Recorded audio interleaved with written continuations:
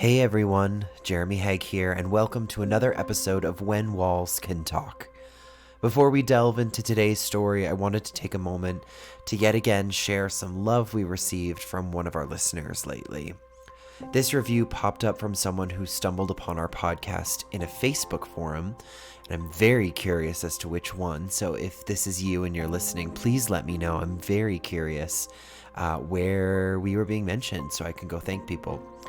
They wrote, "I've been able to listen to the Titanic and the White House episodes. Whoosh, so good.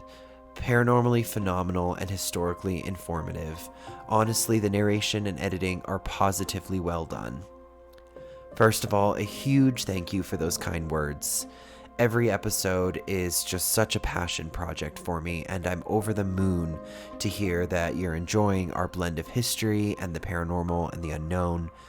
It's feedback like this that just keeps me doing what I love to do and pushes me to delve deeper into the stories and find more places where the past meets the mysterious.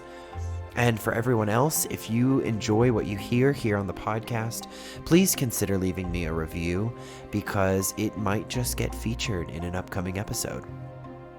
And before we start, I also want to share just almost more for my own memories than anything else.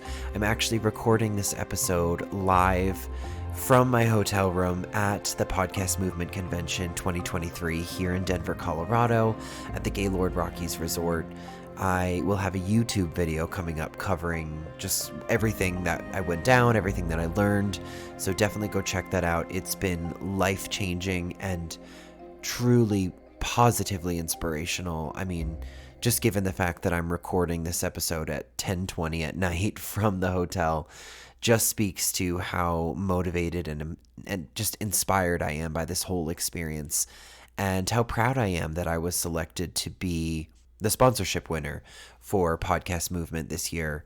Out of many people that applied, only about 40 of us were selected, and I'm just proud and also really grateful for this whole experience and everyone that made that possible. So on behalf of myself and everybody related to When Walls Can Talk, we just have to say thank you. Let's get into today's tale.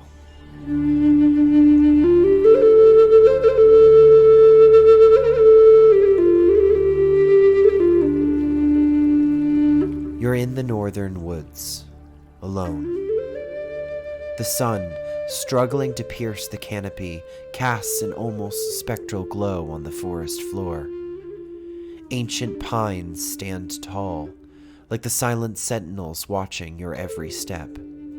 As you move deeper into the dappled shadows, there's an almost pregnant sense of history, of mysteries that have been whispering amongst the trees for generations. For centuries, tales of an ancient horror have haunted these woods.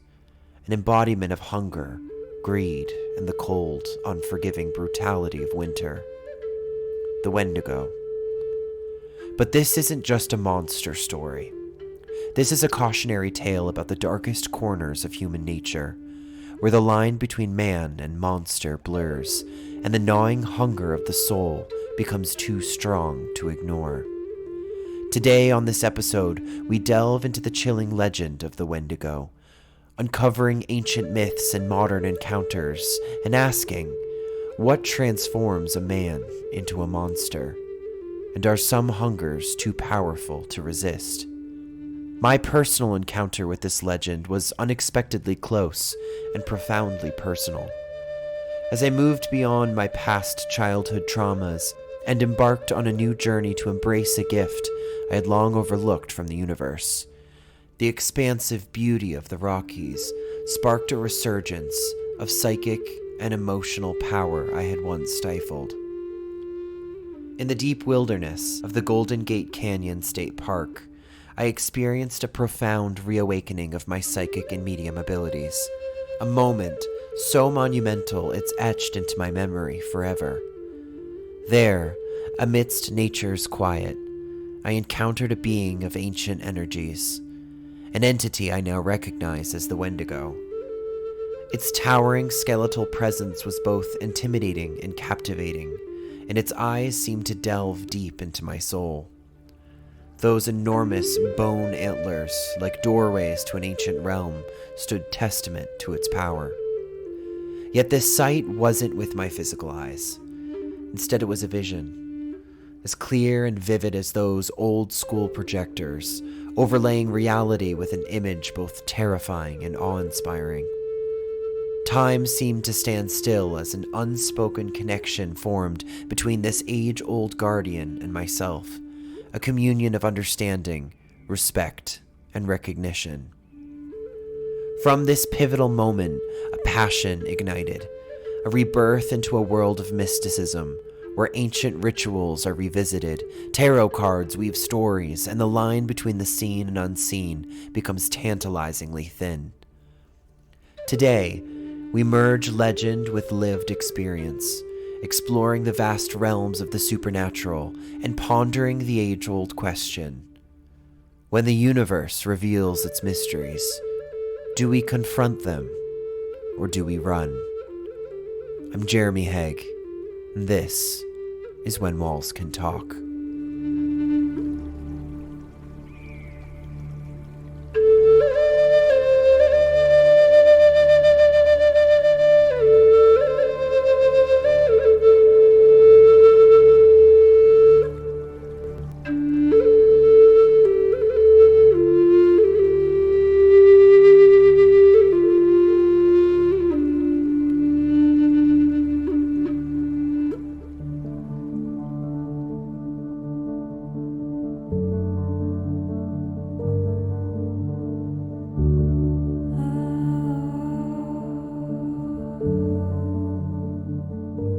Throughout the ages, man has repeated the same earnest saying, more of a question really, or perhaps even a plea: if these walls could talk. But what if they do, and always have? Perhaps their stories, memories, and messages are all around us, if only we would take the moment to listen. On this podcast, we reinvestigate legends and tales of the past and allow the echoes of their lessons to live on once again, informing us, educating us, and sharing new and unique insight into the inner workings of the paranormal and spiritual world. Will you dare to listen? This is When Walls Can Talk, the podcast.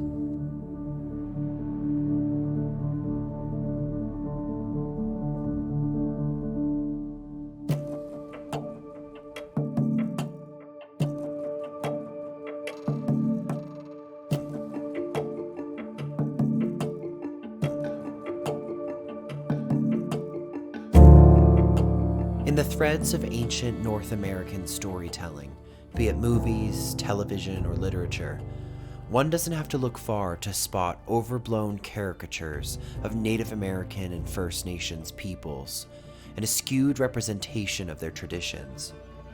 But here's the thing that's been gnawing at me.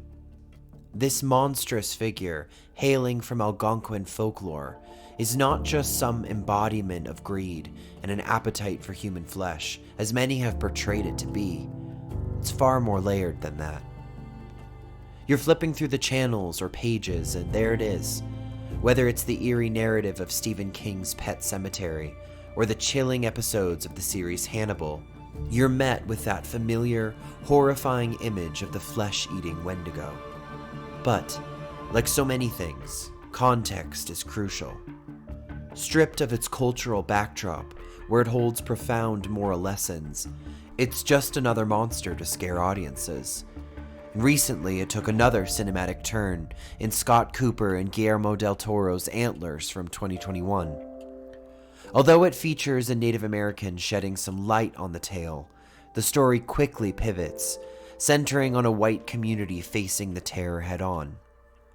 Now, I'm not saying these tales shouldn't be told or reimagined, but shouldn't we pause, if only for a second, to think about what's lost in the retelling? Because when you really dig into the Algonquin stories of the Wendigo, you're peeling back layers of cultural richness, of generations holding onto narratives that instill deep-seated moral values, and perhaps, more than anything, The Wendigo story and its continued prevalence in our cultural awareness should be more of a testament to the enduring spirit of indigenous communities who have harnessed the power of storytelling as a means of critical social discourse. I want to take you back, way back, to a time and place where nature's vastness was only rivaled by its mysteries. The dense woods of eastern Canada, home to the Algonquin, a collective of indigenous tribes whose unity spanned centuries, and binding them in a grip as cold as winter's chill, was the legend of the Wendigo. This wasn't just a fireside tale to keep kids in line. No, this was something more visceral. The Wendigo wasn't just a legend, it was a lesson, a symbol of an act so forbidden, it's hard for many of us to even fathom: cannibalism. Even as famine tightened its grip, as tribe members watched their loved ones wither away, the thought of consuming human flesh was beyond understanding. The moral of this haunting tale? Better to succumb to nature's harshness, even end your own life, than to transform into such a creature of malevolence. The reach of the Algonquin-speaking tribes was vast, echoing from the dense forests of Virginia to the rugged terrains of the Rocky Mountains. Their language, rich and resonant, bore traces of the Cree, still whispered by over 100,000 souls in modern-day Canada. And this legend, the Wendigo, well, it wore many faces, many names. Sometimes Achen, sometimes Chinu.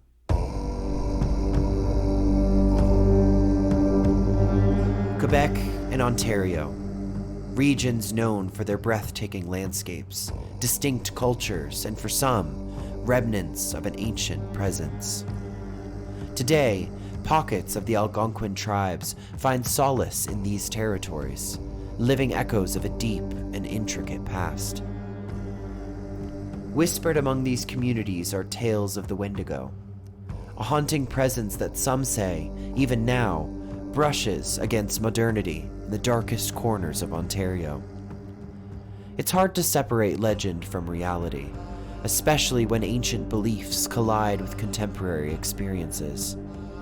A long time ago, before the chime of church bells and the influence of French missionaries, the Algonquin people were immersed in the Midewiwin, a religion cloaked in secrecy. Its alternate names hint at its true depths, otherwise known as the Grand Medicine Society or the Way of the Heart.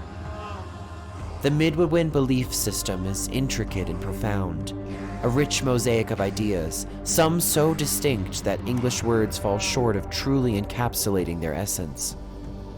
To those outside the tradition, only fragments of its depths and nuance can truly be understood.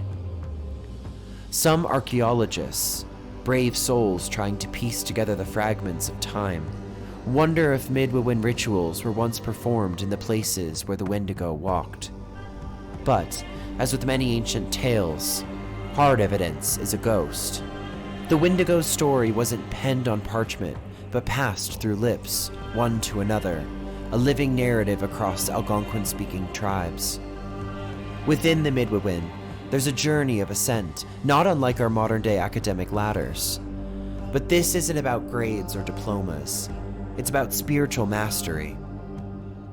Each step taken, every task completed, they weren't just rituals. They're testaments to dedication, marking deep reverence for a tradition older than memory. This is a world where the spiritual battles mirror the physical.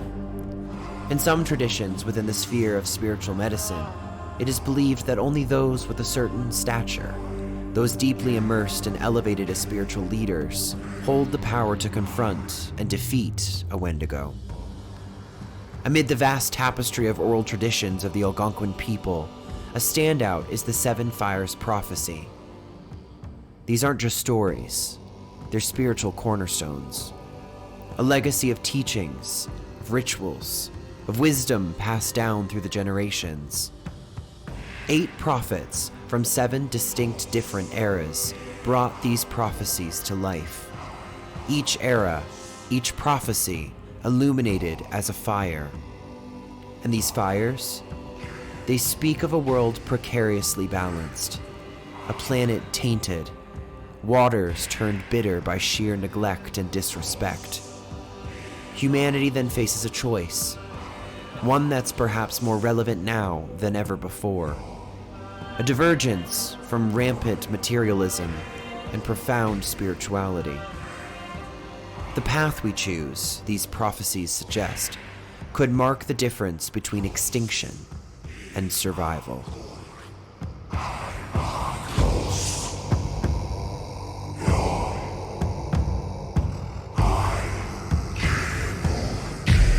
In a world now echoing with the din of consumerism, shadowed by the looming specter of climate change, the 7 Fires prophecy feels almost prophetic.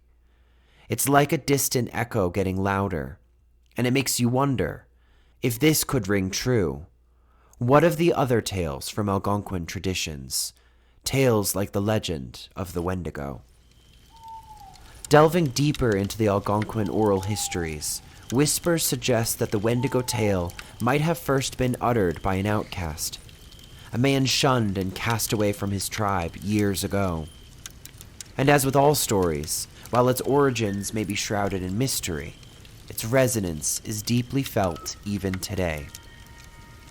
Imagine, if you will, a man stepping out of the shadows of a dense forest, his silhouette weary, eyes haunted.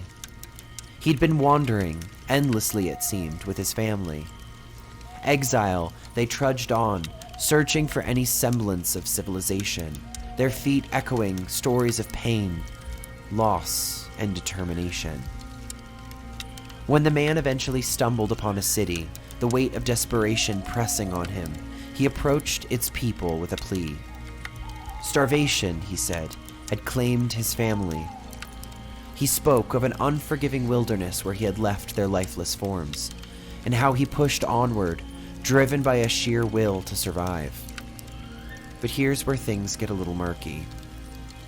The city's residents, ever observant, felt a mismatch. This man, well, he didn't quite wear the face of someone on the brink of death by hunger. Doubt cast its shadow, leaving them to summon the local authorities. Hours turned heavy under scrutiny, and under this weight, the truth began to unravel. The man admitted that yes, there had been a cabin, a refuge in the heart of the forest, but the sanctuary soon became a prison as food ran scarce, and tragedy struck his family within its walls. Driven by the need to validate his claims, the authorities accompanied him back to the cabin. The sight that greeted them confirmed the family's demise, but not as the man had initially portrayed. Starvation, it seemed, was not the only culprit, but the real horror, it was just beginning to reveal itself. Stepping into that cabin was like stepping into the very heart of darkness. The scene was one of pure, visceral horror. Bodies, those of a woman and children, strewn about, torn with evidence of consumption. There, in the midst of the aftermath, stood the man, frantic, his words spilling out in a desperate bid to explain. He spoke of possession, of an evil force that had gripped him, led him down this unimaginable path. According to him, it wasn't really him at all, but this entity, a creature from nightmares, that had driven him to commit the heinous act. It compelled him to not just end their lives, but to engage in an unspeakable act of desecration. Understandably, the authorities found this story hard, if not impossible, to swallow. No pun intended. The conclusion seemed clear-cut. A man driven to madness had turned on his own family. The justice of the city was swift and unforgiving. They condemned him to meet his end at the gallows. But here's where the lines blur once more. Among the Algonquin people, the tale took on another hue. They believed in the creature the man had described. Its name, the Wendigo. This wasn't just the desperate excuse of a broken man, but something rooted in deep, ancient tribal lore. And when it comes to the Wendigo, there isn't just one story. There are many. Myths have a way of intertwining with reality, weaving tales that unsettle the soul. One such legend, deeply rooted in Algonquin folklore, speaks of a warrior, a beacon of strength and hope for his tribe. In a desperate bid to shield his people from the brink of extinction, he made a pact, a trade that echoed with eternal consequences. In offering his very soul to the devil, he underwent a metamorphosis. No longer the hero of his tribe, he emerged as the Wendigo, a symbol of terror, leading to his banishment from the very tribe he sought to protect. Yet that isn't the only tale that paints the chilling portrait of the Wendigo. Imagine a vast expanse of white wilderness where the cold bites and hunger gnaws more ferociously than any beast. A man, driven by desperation to feed his family, steps into this unforgiving abyss. Days blend into one another, his strength waning, hope dimming, till the world around him seems a blur. Just when the line between life and death becomes razor thin, another figure emerges, a fellow hunter, a potential savior. But hunger, it seems, knows no reason. Instead of greeting, the weakened man lunges, driven by an overpowering primal urge. What follows is an act so chilling, the very fabric of humanity seems to tear. He woke from this act, the metallic taste of blood still fresh. But when his eyes opened, the spark of humanity was extinguished, replaced by a ravenous craving that recognized no bounds. He, like the warrior from the earlier tale, had become an embodiment of fear. He had transformed into the Wendigo.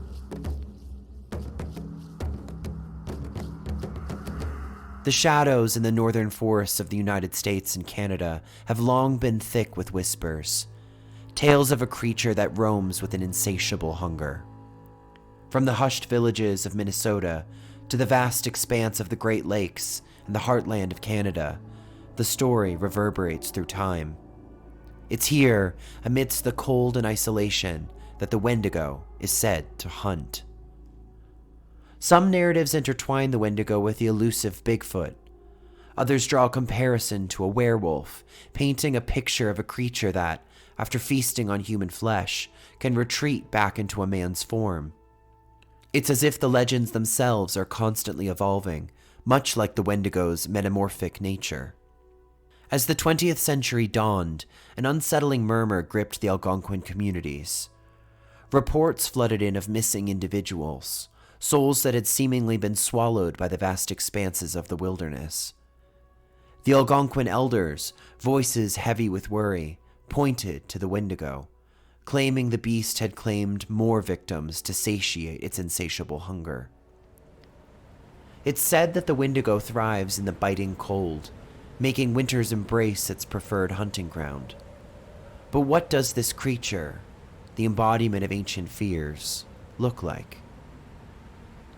It's a towering figure, almost 15 feet looming overhead, a gaunt silhouette, skeletal and starved.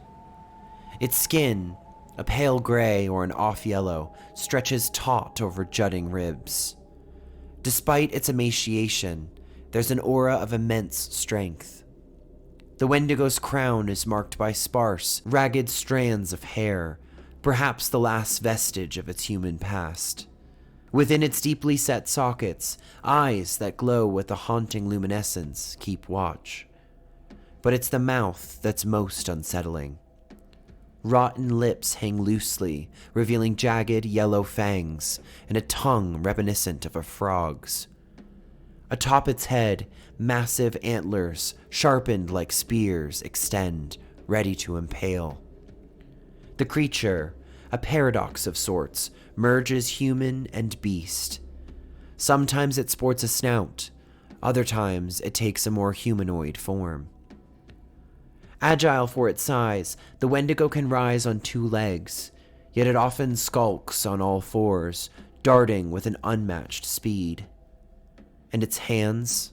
They're armed with talons as sharp as razors, and its feet morph into something resembling hooves. Its legends, myriad as the stars, speak of a being with an unmistakable heart of ice and a body deformed by the harsh elements. Some even speak of missing toes and lips, perhaps sacrifices to the brutal cold it calls home. Yet despite the meticulous detailing of its visage in hushed tales, there's a stark, haunting assertion. Perhaps no one has truly seen the Wendigo and lived to recount the tale. The sheer magnitude of terror it invokes is believed to be so intense, so paralyzing, that one glimpse could snuff out a life, consumed by the abyss of dread. If by chance you were to cross paths with this creature, your options would be terrifyingly limited. While legend states it could be harmed by bashing, cutting, or even shooting, such endeavors might prove futile. Its decaying, corpse-like exterior belies an impenetrable shield, skin as tough as the hardest metals known to man. The whispered strategies, passed from elder to child, offer a singular ray of hope.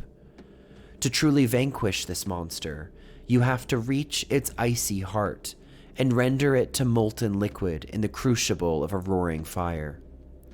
Fire, in its primal, all-consuming essence, stands as a beacon, a lone protector against the looming threat of the Wendigo.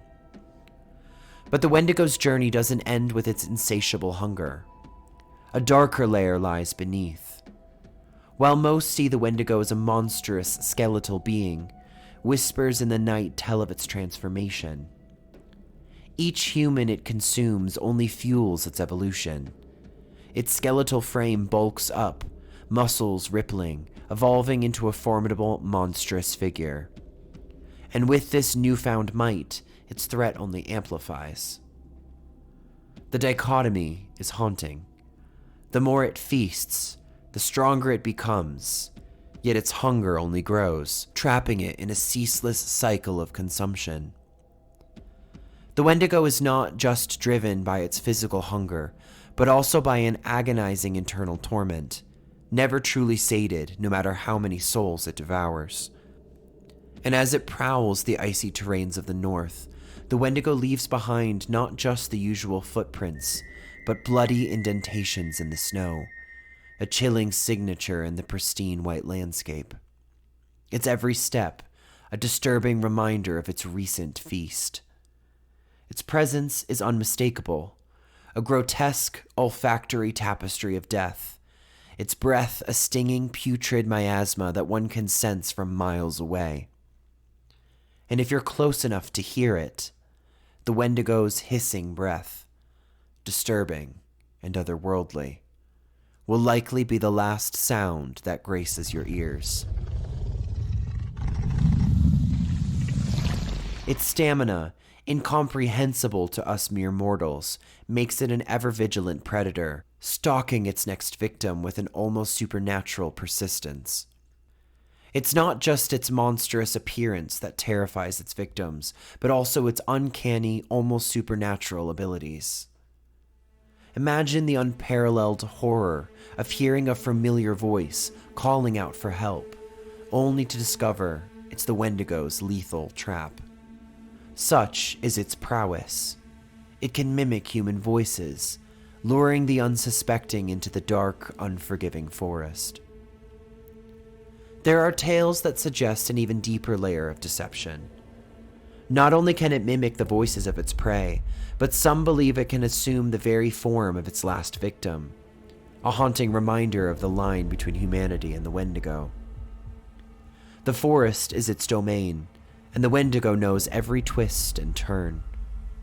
Those who venture in are not only facing the beast, but navigating a treacherous maze. Aided by its exceptional night vision, it's as though the Wendigo has an intimate bond with the moonlit nights, adding another layer of dread to its nightly haunt. And if its formidable hunting skills weren't enough, some stories tell of the Wendigo's power to influence the very elements around it. As if conspiring with winter itself, the beast can plummet temperatures, intensifying the snow and ice, making escape almost impossible for its prey. In our collective psyche, the Wendigo has evolved beyond a mere monster.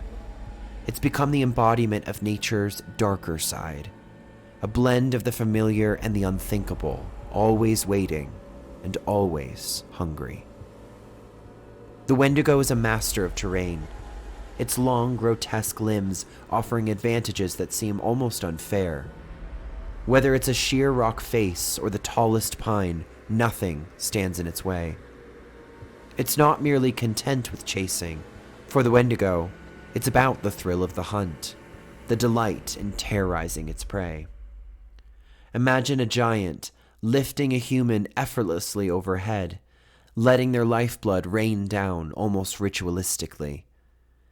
It's an image that provokes a visceral horror, something deeply primordial and fearsome. Yet its tactics extend beyond physical prowess. The Wendigo is not just a hunter, but a possessor. It invades not just our lands, but our very psyches, drawing out our darkest, most forbidden impulses. The tale of the hunter serves as a grim reminder.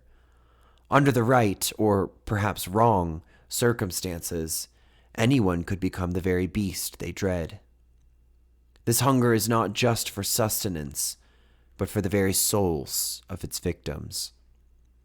And perhaps the most chilling thought of all is the notion that the Wendigo's influence is strongest when we are at our weakest. Hunger, desperation, isolation, these are the triggers that open the door for Wendigo possession, that blur the line between man and monster. It's said that those under the Wendigo's spell will turn on those closest to them, giving the myth a tragic edge. It's not just about fear, but loss, the pain of seeing a loved one turned into a predator. The Wendigo isn't just a creature of folklore. It's a symbol of our deepest fears, our vulnerability, and the price we might pay when we surrender to our basest instincts.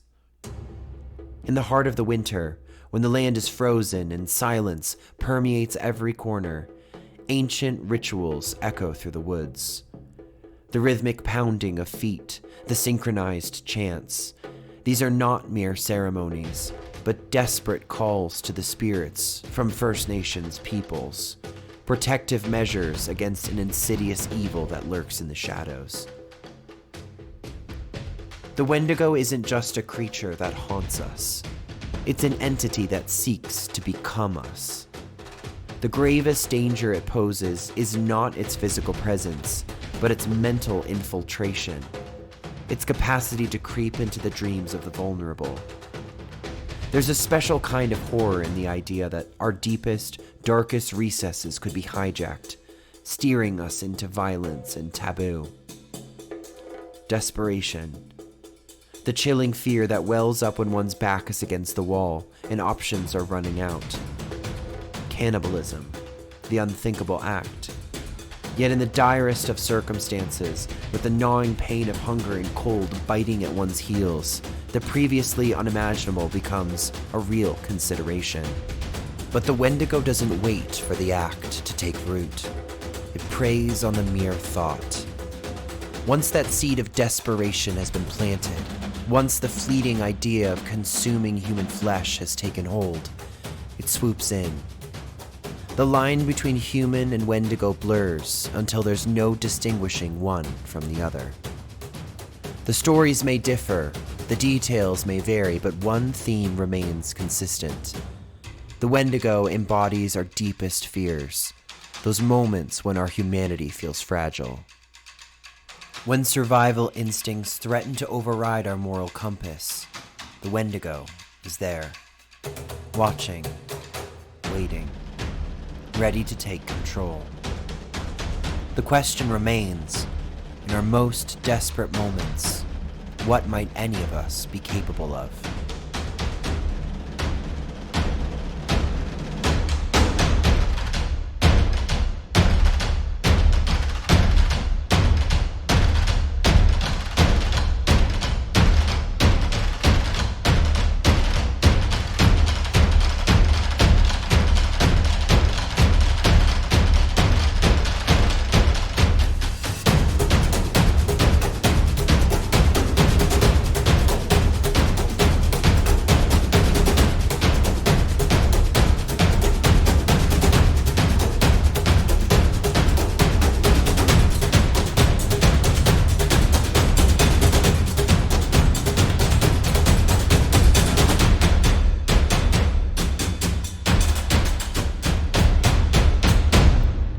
There's this curious link between the Wendigo and intense human emotions: greed, materialism, self-destruction.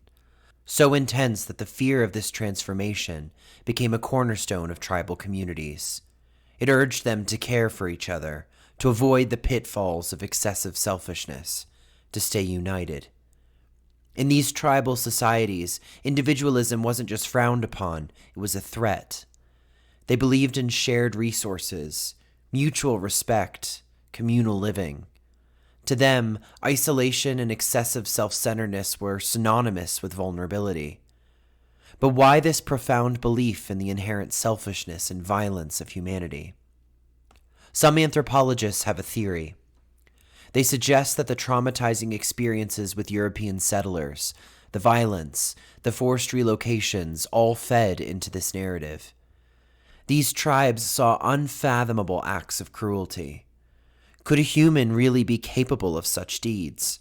Or were they, in fact, possessed by this embodiment of evil, the Wendigo? As their very existence was threatened, their land and resources taken away, desperation settled in. Food became scarce, and the looming shadow of the Wendigo grew larger. Desperation pushed some to the brink, where the line between human and Wendigo blurred. One could only imagine the heart-wrenching struggle of watching their kin starve, with a feeling of absolute powerlessness. The Wendigo, to members of indigenous tribes, is not just a horrifying entity, but also a metaphor. It represents the colonization they endured, their rights and freedoms ripped away, and their confinements to reservations and residential schools. Think of it as the embodiment of all of the pain, of the imperialism and colonization they faced. The 2010 film, A Wendigo Tale, brilliantly captures this. In it, the monster isn't just a mythical creature. It truly embodies colonization. But there's another facet to this legend that's truly intriguing. The Wendigo's lore, incredibly, has made its way into modern medicine. Wendigo psychosis is a term used in psychiatry. It's a diagnosis for those who crave human flesh or have an intense dread of becoming a cannibal. The term has its roots in the 1920s, introduced by missionary J. Sandon while living among the Cree near Hudson Bay. He shared a harrowing tale of a woman who believed she'd encountered would-be cannibals. Her story was one of terror, paranoia, and the imminent danger of being consumed. Sandon diagnosed her with what was initially called psychoneurosis, but later renamed Wendigo psychosis. And here lies the debate. Is Wendigo psychosis a genuine medical condition, a mental disorder, or is it, as some believe, the first step to actually becoming a Wendigo? The condition is particularly associated with the Great Lakes regions, especially during bone-chilling winters. Cold, isolation, and hunger might just be the perfect storm for this affliction. But it isn't just about the craving. It's also about the fear. The fear of cannibalism, likened to the dread one feels standing at the edge of a cliff, afraid that they might just jump. Historical records show cases of Wendigo psychosis. Tribes, always vigilant, had healers ready to treat those believed to be possessed. However, the moment someone displayed signs of violence or became a threat, drastic measures were taken, often culminating in death, all in the name of safeguarding the tribe.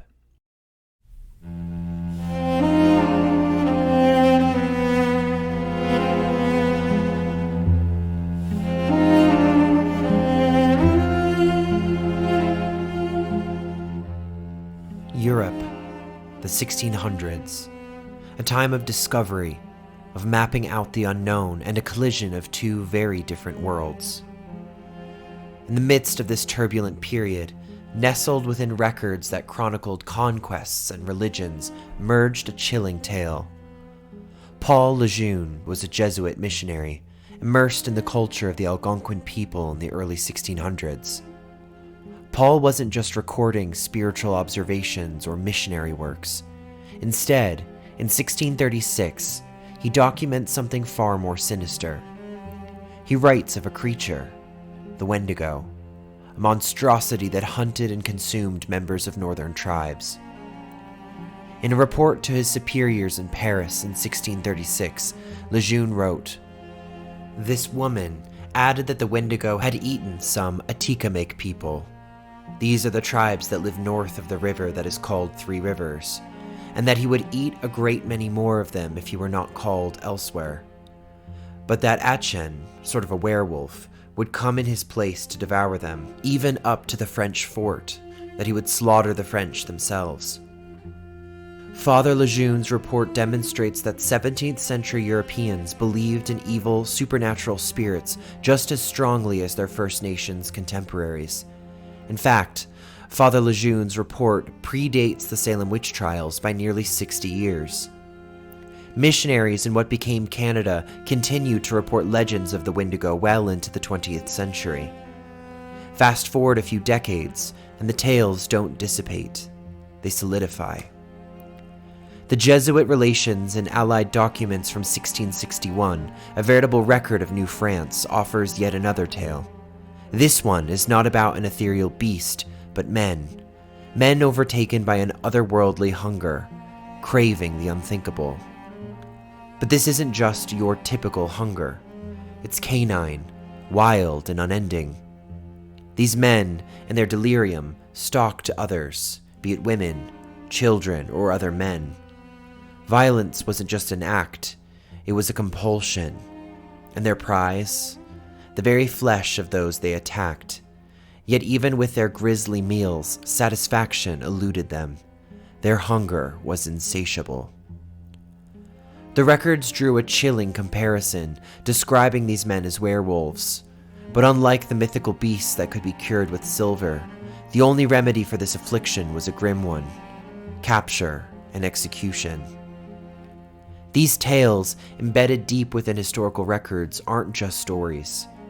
They're a bridge, a link between two worlds. They challenge our understanding of history, human nature, and the thin line between the civilized and the monstrous. What makes a man turn into a creature of legend? Is it culture? Is it nature? Or perhaps something far more inexplicable? Northern Minnesota, the late 1800s to the 1920s, a place renowned for its vast forests, pristine lakes. Hudson's Bay Company, an iconic entity synonymous with the fur trade and the European exploration of North America. But its records, diligently kept by its employees at trading posts, didn't just chronicle trade. They captured this fear. As tales of Wendigo sightings seeped through, a pattern emerged. Each sighting, marked by chilling reports from the native people, was punctuated by another ominous event. Someone, usually from the vicinity of the sighting, would vanish, leaving behind no trace, their fate unknown. Among the tales, one stands out, an account not just of a Wendigo, but of a transformation. The stage, a Cree tribe. The protagonist, their spiritual leader, known as a shaman named Abishabis. His transformation wasn't just physical, but deeply spiritual and psychological. From a revered figure, a beacon of wisdom, Abishabis morphed into a creature consumed by greed and violence. But what makes this story even more harrowing is the speed of his transformation. In a whirlwind of madness, Abishabis, overwhelmed by bloodlust, turned on those he loved most, taking the lives of his own family. And his tribe, who once looked up to him, now looked upon him in terror. It wasn't just about stopping a man. It was about preventing a transformation, halting the birth of a Wendigo. And so, in a desperate bid, 3 of his followers rose against him. The battle was fierce, for Abishabis wasn't just a man anymore. He was something more, something powerful, and above all, something hungry. Our histories are laced with tales of monsters and men, but where does one end and the other begin? As we delve further, remember, sometimes the monsters we fear the most are the ones we harbor within. 1878. Winter has gripped the land, each snowflake adding to a blanket that isolates a Cree family from the rest of the world. Swift Runner, a father, a husband, faced a terrifying challenge. With food stores depleted, the weight of responsibility bore heavily on his shoulders. His family, cold and starving, pinned their hopes on the very pillar of their household. When their eldest son fell to hunger, Swift's wife implored him, begging him to face the storm and travel to the Hudson Bay's trading post, just 25 miles away. But Swift Runner resisted. As the snow piled up, the lines between man and monster began to blur. Swift Runner's eyes, once filled with love and determination, were now shadowed by a hunger and a dark desire. His family, who he once would have given the world for, turned from beloved kin into potential sustenance. One by one, the tragedy unfolded. In the hush of the snowy wilderness, Swift Runner's family met their end at his hands. When the snows receded, Swift Runner was discovered, and the tale he told chilled even the most hardened of hearts. He spoke of the Wendigo, an ancient evil. In his tale, it wasn't him that took the lives of his family. It was this creature that consumed him, made him a spectator in his own body as it carried out its insatiable hunger. But were these the ramblings of a broken mind, or the echoes of an ancient legend come to life? Fort Saskatchewan bore witness to Swift Runner's final moments. But what lingers is the question: was it the man or the monster that met its end? Jack Fiddler. Not just a tribal chief, but a medicine man with an eerie talent that many wouldn't dare fathom. Over the years, 14 documented cases of Jack slaying Wendigos, the nightmarish creatures that haunt the native legends. Sometimes, the Wendigos, those insidious creatures, were sent as curses upon his tribe by enemies. But there were moments, heart-rending moments, when his own tribespeople would seek Jack out, eyes filled with fear, to ask him to end the life of a loved one turning into one of these monsters. Even more chilling, there were those already touched by the Wendigo's curse who'd approach Jack, begging for their own end. The tragic tale of Peter Flett, Jack's own brother, is a testament to Jack's unyielding resolve. Out on a trade, isolated, when hunger clawed at Peter and darkness took hold, Jack did what he believed was the only way to save his brother's soul. But 1907 brought a new trial for Jack. Not a Wendigo, but the Canadian legal system. At 87, Jack and his brother Joseph found themselves behind bars, not for battling mythical creatures, but for a far more human act: the death of Joseph's daughter-in-law. Jack's plea was like something out of an old legend. He claimed he took a life not out of malice, but to rid the world of yet another Wendigo. In his eyes, he was not a murderer, but a savior, yet the walls of prison closed around him. In a tragic twist, before the trial could even commence, Jack met his own fate by his own hand. And as Joseph's trial unfolded, a tapestry of voices rose in defense. Missionaries, Hudson's Bay employees, even a heartbreaking testimony from Angus Ray, who spoke of his daughter-in-law's torment. They portrayed a scene not of cold-blooded murder, but of mercy, of a tribe navigating its beliefs amidst the confines of Canadian law. But even as the weight of life in prison bore down on Joseph, the universe had one last twist in store. Justice might have been delayed, but as the light of pardon shone for Joseph, it arrived too late. The tragedy of the Fiddler family is a mosaic of culture, law, and the haunting specter of Wendigos. It's a tale that forces us to confront where ancient beliefs intersect with modern society and the costs of such a collision. It might be easy to think that, as the world grew smaller, as every patch of land was charted and technology intertwined our lives, legends like the Wendigo would fade into the annals of history. But sometimes, the past doesn't stay buried. Sometimes, it simply evolves. After the flapper dresses and jazz of the 1920s began to wane, so did the Wendigo sightings. Tribal communities shifted, modern cities grew, and vast wild expanses where myths could lurk and legends could prowl diminished.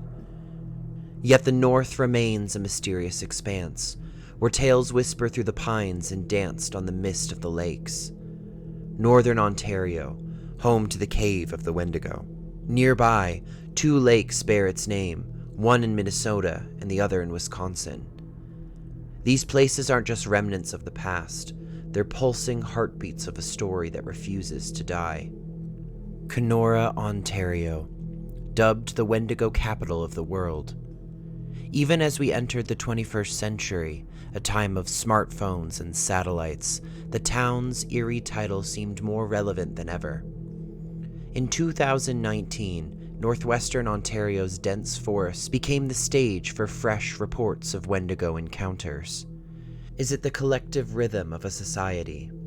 Is it a primal fear rearing its head, or perhaps something real that continues to stalk the shadows? Maybe, in a world striving for explanation and reason, there are still corners where mysteries live and breathe. The forest has a rhythm, a predictable ebb and flow. Birds sing, branches sway, and footsteps sound on the forest floor. But on this particular hunting trip, Gino Makeys, a seasoned hunter with decades of experience, heard a tune he couldn't quite place. Now, Gino was no amateur. This was a man who could tell you the tread of a rabbit from a raccoon, who knew the woods like the back of his hand. But sometimes, even the familiar can turn unsettlingly alien. The sun was getting low, shadows stretching long, and that's when it happened. At first it seemed almost mundane, perhaps a moose caught in a strange cry. But as the seconds ticked by, the noise seemed to transform, to mutate into something far less identifiable. Now imagine this, miles away from civilization, surrounded only by the whispers of the forest, and this chilling sound is drawing nearer. Gino's wife clutched their grandson, fear evident in her eyes, every instinct telling them to flee. But in this era of smartphones and digital footprints, Gino took out his device and pressed record.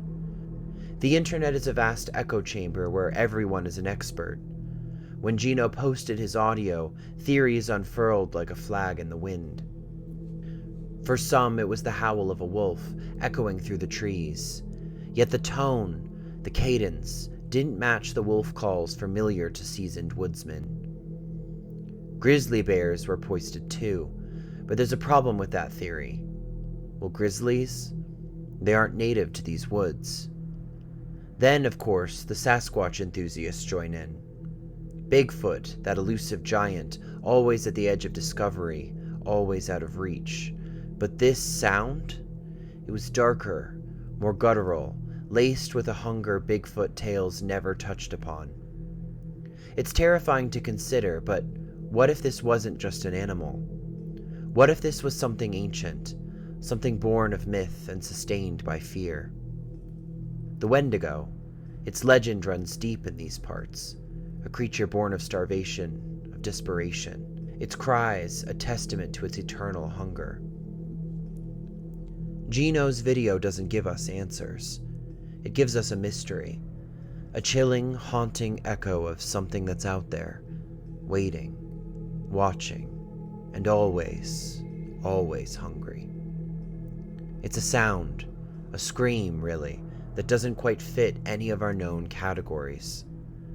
Biologists, those who have dedicated their lives to understanding the vast tapestry of wildlife, listened to Gino's recording. And while they're pretty confident it's not the call of some unidentified creature of lore, they can't pinpoint exactly what it is. Jolanta Klowski from Ontario's Ministry of Resources and Forestry gave her best guess. She thinks it's a large mammal, which makes sense, but still doesn't explain that eerie, haunting call. What's surprising to many is how the legend of the Wendigo isn't a staple in our Western pop culture consciousness. Maybe that's why, for a moment, the echo of Bigfoot's imagined steps seemed louder to some. But it's worth noting that the Wendigo made its broader cultural debut only in 1910 with Algernon Blackwood's novel. Since then, this mysterious, perhaps misunderstood creature has snuck its way into various forms of art and entertainment, from novels and films to graphic novels and, yes, video games. And if that's not a testament to our culture's simultaneous fear and fascination, I learned that Busch Gardens in Williamsburg has an animatronic Wendigo. It's not roaming free, mind you, but chained inside a cage in an area they've aptly named Wingo Woods. But having dived deep into this legend, I completely understand the mix of awe and terror it evokes. But for now, the mystery remains. It's a blend of fact and fiction, history and modernity, science and myth. It keeps us searching for answers, and in the end, isn't that what storytelling is all about? To wrap up today's episode, there's a narrative that's both riveting and deeply unsettling, something I want to delve into with you all. Not an account buried deep within history, but a tale, a testimony from someone who, very recently, claims to have had a run-in with the Wingo. I stumbled upon this intriguing encounter on the Wisconsin Frights blog. It's an earnest recount from David W., who felt compelled to share his experience through a rather distressed email. David's story unfolds in Manitowoc County, Wisconsin. Just a few months prior, he and his wife had taken to a new life in the region, the surroundings of Point Beach State Forest and Two Rivers still foreign and mysterious to them. Here they were, bows in hand, fully immersed in their hunting expedition near Pissing Swamp State Natural Area. But serenity can quickly transform into unease. The woods, in all their majesty, have a way of amplifying solitude, and for David, this solitude transformed into the eerie sensation of being watched. He chose to bottle up this feeling. As they trekked on, they reached a divergence in the trail. To the right, the path they were on continued. To the left, a snowmobile trail stretched out. This crossroad seemed familiar to David. He had stood at this very junction in the past few days, but something in his gut had prevented him from exploring further. A strange, inexplicable reluctance that tethered him to the known path. As David and his wife made their way deeper into the thick foliage, approaching that forked path, a sudden rustling broke the forest's silence. This was not the subtle whisper of leaves caressed by a gentle breeze. No, this was definitely something heavier. David recalls the sheer magnitude of the force. So large, he said, that I could feel its weight reverberate through the ground beneath my feet. His mind raced to a logical explanation. Perhaps a buck, a large elusive deer. Curiosity getting the better of them, the couple followed the path, drawing into a clearing filled with imposing pines that reached for the skies. And then, they saw it. Partially concealed, its vast form intermittently hidden and revealed behind a thick tree trunk. It looked, at first glance, like a bear, upright, scratching its back against rough bark. But as David observed, some things didn't add up.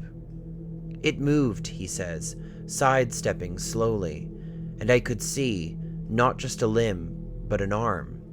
A very long arm, so dark it almost absorbed the light around it. The creature, this looming entity, shifted its posture, almost playfully, as it went down on all fours. David caught a glimpse of its head, or what he presumed to be its head. It wasn't like anything I've seen, David recalls. It was elongated, horizontal like a football, but with ears long and tapering upwards. David's eyes then caught another detail. Strands of what seemed like grayish hair, hanging long and almost wispy. Estimating its size, the sheer enormity became clear. This wasn't any known creature, standing a staggering 8 to 10 feet tall, those willowy, gangly arms lending it an almost ethereal presence. For what seemed like an eternity, but was probably only a minute, David and his wife stood transfixed. Before they could comprehend, this being took 3 purposeful steps and, like smoke, melted away into the forest underbrush.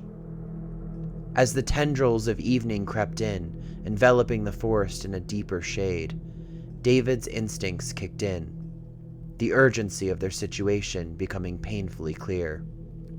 "We needed to leave," David recounted, an audible tremor in his voice. Every step they took felt weighed down, not just by the earlier encounter, but by the growing sensation that they were no longer alone in these woods. That tingling feeling of being watched, like a cool breath on the back of your neck, stayed with them. A presence, intangible but almost palpable, seemed to shadow them, mirroring their steps, always just out of sight. Suddenly, the forest gave way to a clearing, a brief interlude in their tense journey. A quarter-mile from safety, with their vehicle's silhouette visible in the distance, a solitary deer stood in their path, its silhouette bathed in the golden hues of the setting sun, an unexpected, serene tableau amidst their chaotic retreat. David, ever the huntsman, saw an opportunity. With the quickness only years of experience can bring, he readied his bow, nocking an arrow equipped with a lighted nock, a feature ensuring its trajectory could be followed even in the dimming light. The arrow flew, but as David observed its path, a sinking realization settled in. It was too low, he recalled, the twang of regret evident. But did it hit its mark? The deer's reaction offered no clarity. Together they scoured the field, searching for the missing arrow. Minutes felt like hours as they combed the grass, and then, as if guiding them back into the forest's embrace, a soft glow beckoned from the edge of the woods. David's arrow, inexplicably positioned near the tree line, its luminous nock painting a haunting picture. What forces brought it there? And what message did the forest intend to convey? David's story is, without question, haunting. As with many accounts of encounters with the unknown, it's tinged with this inescapable sense of the surreal. His description paints an eerie tapestry of fear, curiosity, and, dare I say, a longing to understand. But what struck me the most? It's not the description of the creature, not its towering stature, its jet-black silhouette, its gangly arms. It's the smell, that overpowering, stifling aroma of decay. It's almost primal, a signal, perhaps, a warning of danger, a marker of territory, or maybe just a lingering imprint of an entity that exists on the margins of our understanding. And then there's the arrow, an artifact, if you will, that adds another layer of mystery to the narrative. It was embedded in the ground in such an improbable angle, as though the forest itself is trying to communicate something, a message, a sign, or maybe a challenge. An adult bear, especially a particularly large one, could reach that height, but the other features David described, they don't match up. The arms, the movement, the sensation of being observed with an almost sentient intensity, those details, they veer off from the path of logical explanation. In the tapestry of American folklore, the Wendigo looms large. It's a manifestation of hunger, of greed, of winter's biting chill. But it's also a story of transformation. Humans turning into something other. In David's story, do we see the Wendigo? Or perhaps is it the forest itself, alive, watchful, and protective of its secrets? We'd love to hear from others who've treaded these same woods, or perhaps encountered something similar elsewhere. The beauty of stories like David's is in their shared nature, and the collective narrative they create. So if you've been in the woods and felt that prickle on the back of your neck, that sensation of being observed, we want to hear about it. In When Walls Can Talk, Every story, every episode serves as a journey, unraveling the tapestries of human experience, woven with threads of both the real and the inexplicable. The tale of the Wendigo is no different. It's not just a tale of a mysterious creature that prowls the woods of North America, but a testament to humanity's relationship with the unknown. For centuries, indigenous tribes have woven the Wendigo into their narratives. It stands as a symbol of greed, insatiable hunger, and the sheer brutality of winter, yet, as modernity dawns, the Wendigo has taken on new dimensions. No longer is it merely a story told to keep children from wandering into the forests, but it's morphed into an embodiment of our innermost fears and the shadows of our collective consciousness. As with David's encounter, these stories raise questions, not just about the creature's existence, but about our own. Why do we, as a species, continue to search for answers in the unknown? Is it mere curiosity, or is there a deeper need to feel connected with the mysteries that surround us? To believe that there is more to this world than what meets the eye? In a podcast like this one, titled When Walls Can Talk, the Wendigo's tale, while grounded in the expansive wilderness, serves as a metaphorical wall itself.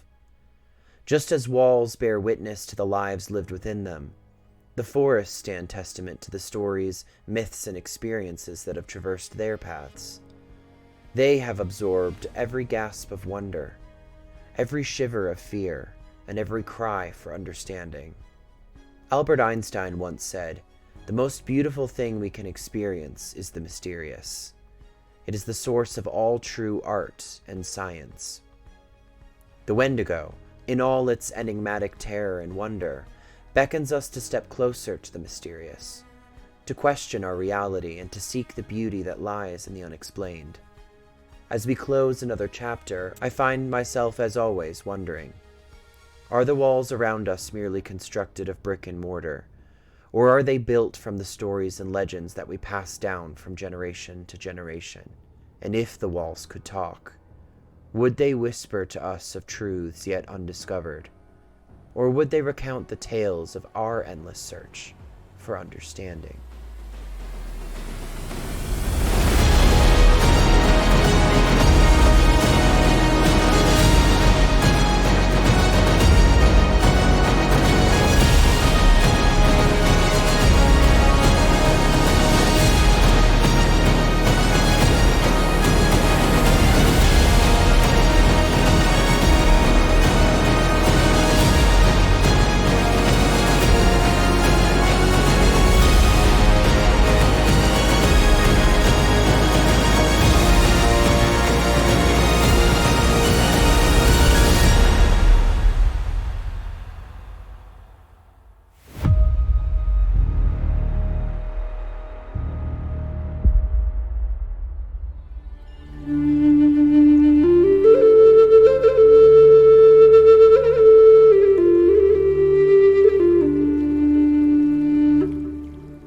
Another chapter in our exploration of the unknown comes to an end, and it's important to remember that stories like these, whether they spring from the depths of history, personal encounters, or the fringes of our imagination, are shaped by the listeners as much as by the storytellers. Behind When Walls Can Talk at the moment, there's really just one person piecing it all together, and that's me, Jeremy Haig. If these stories have resonated with you, or made your heart race, then I would like to invite you to leave us a review. We've been spotlighting your thoughts, reflections, and experiences right at the beginning of every episode, and it's a way to make this journey just a little more communal, as well as give me a chance to express my appreciation. I want to take a moment to acknowledge the music that carried us through this episode, which is brought to you by Artlist.io, and it's the fabric that really stitches together this narrative, adding layers of emotion, intrigue, and just a general atmosphere. If you found yourself lost in the melodies like I have, and you're thinking of trying out the platform for yourself, I got good news for you. A special link in the show notes allows you to experience the best royalty-free and copyright music in the game, and when you decide to join with a paid membership, you'll